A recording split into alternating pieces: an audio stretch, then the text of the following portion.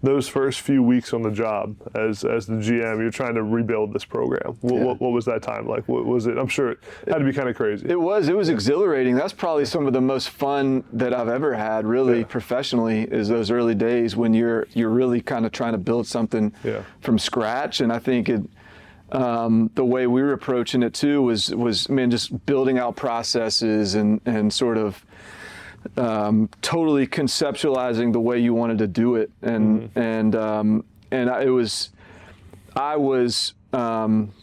fortunate in that I didn't have really any blueprint. Like, I hadn't done it before, and so I was coming at it with fresh eyes, and was forced to look at it, I think, outside of the box in a lot of ways, and then at the same time, like, there are people on staff. Nick Valdesari is one that comes to mind, who's my director of player personnel, who was here from the beginning, and he was the one I could lean on. That's he'd been at Notre Dame, he'd done it sort of, he'd seen the prototype at different places, and so. But no, I mean, those early days were it was crazy, and it was fast and furious, and you were just, to think of how much we actually got done in those early days is really energizing and exciting. And yet, even back then, I mean, this was, 4.5 years ago, or the job was dramatically different. Yeah. I mean, it's changed so much since then. You got a budget now. That's right.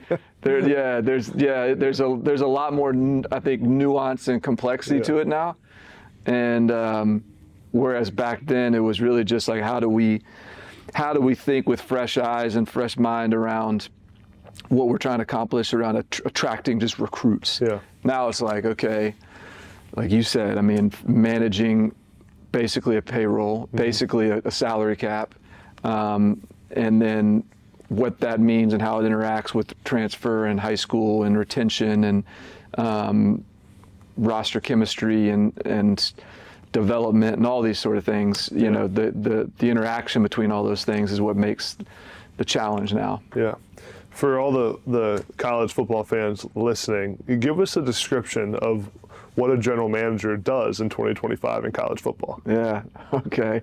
Like give me a day. Yeah. A day in the life. It depends on the day. Obviously, I think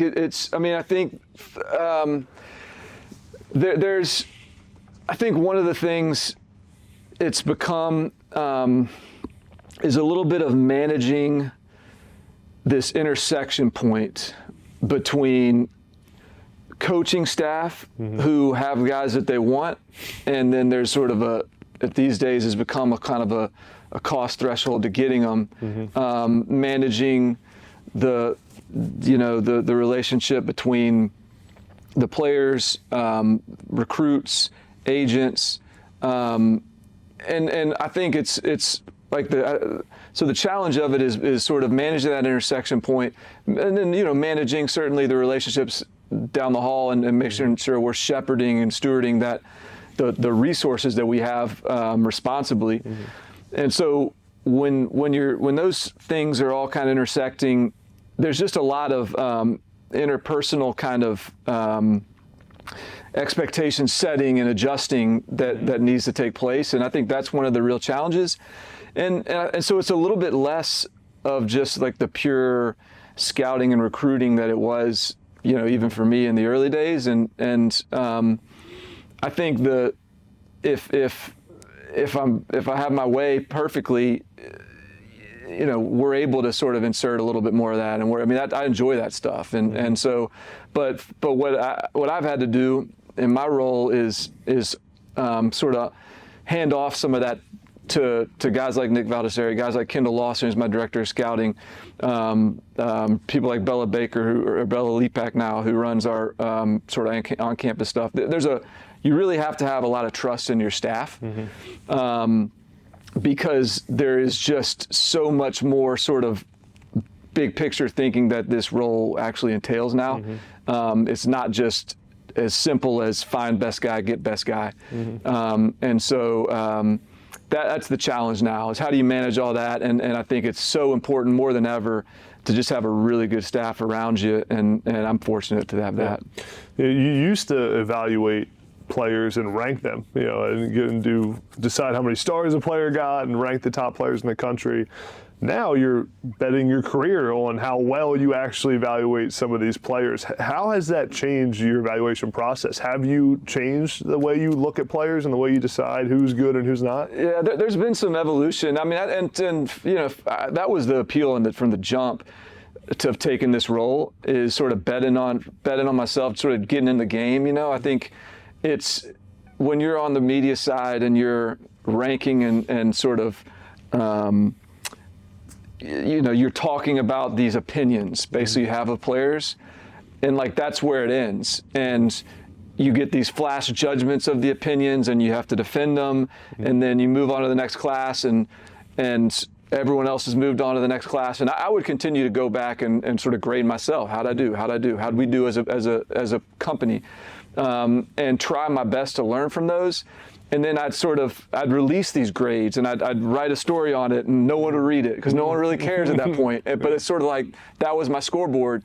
And so to have an opportunity to have a scoreboard here that's actually real, and we're to sort of dive in the game and actually have some skin in it, and that's the fun of it. That's the part where I enjoy, and I want to be able to compete.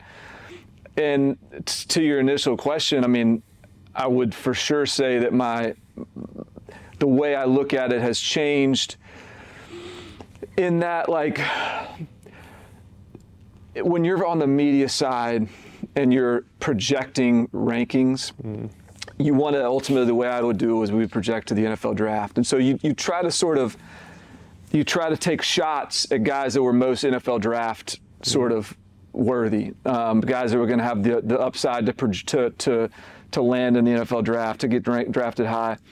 And it was effective doing it that way, but when you miss on this side, like that, there's a real cost to that. Like you got a guy on your roster that can't do it. That's there's a real pain. And you stamped it. Yeah, but it's less about the personal, like what's at stake personally, and as much as it is like functionally, is like this guy's not helping us on scout team, or this guy's not actually gonna And so I think you really have to, I think it's way more about minimizing your misses than maximizing your hits in a lot of ways. And so that's one of the ways I've looked at it. I think, we look at players a little bit differently, and we had to recruit differently in the early days here. And we really had to, be really dialed in the projection element, because the sort of run that this program was coming off of, it certainly wasn't a sexy program at that point. It was, we felt like we had to be hyper developmental, which we still have to be. But where we have been able to shift is, and certainly the transfer portal helps, NIL resources help. We're able to shift a little more to the win now, and can they help us soon mindset. And that's you can get a much better batting average when that's what you're trying to accomplish. And I think we're in a place now where we can balance all these things in a healthy way, but for sure, like, we don't have to be planning 3-4 years out anymore. Like we can build teams year after year. Yeah. Take me through the process of when the transfer portal opens. That's got to be the craziest time for you and Coach Lee and your staff, because portal opens, you got to move fast as hell on guys, because you don't know. They could in one day decide where they're going. So if you like someone, you got to evaluate them. Yeah. You got to do your research before you officially sign them, or else you may miss on something. What's that process like when the portal opens and you got to decide in 4 hours if you actually want to offer a guy or not? Yeah. Well, I mean, it's interesting because I think every program now is built to do a lot of advanced work. We're no different than anyone else in that. I mean, we work really hard in the fall to build a board and understand what's out there and have some real awareness to what's going to come available. But you can do as much advanced work as you want. You can log all kinds of man hours on that.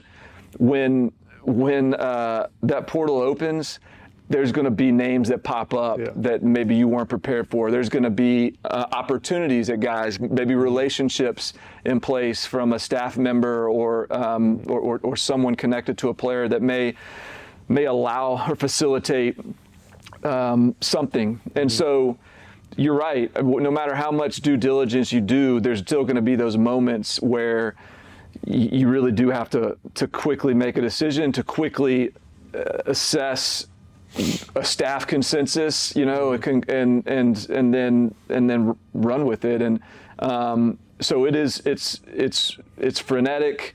You know, we got guys coming in sort of on the, you know, they go in the portal, they may be visiting 2 days later, you know, and we got to be ready for that. And so it keeps everybody on their toes. It's certainly a fast-paced sort of time of the year.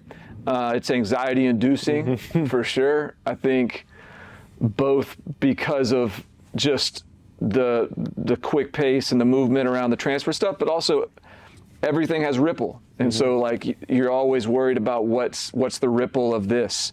What's the ripple of a player that we may have that goes in the portal? What's the ripple of a player that we're bringing in? And so ultimately, I think we've gotten to a point in our program that, which is an exciting sort of evolution, but these guys actually really embrace competition and they want to be really good.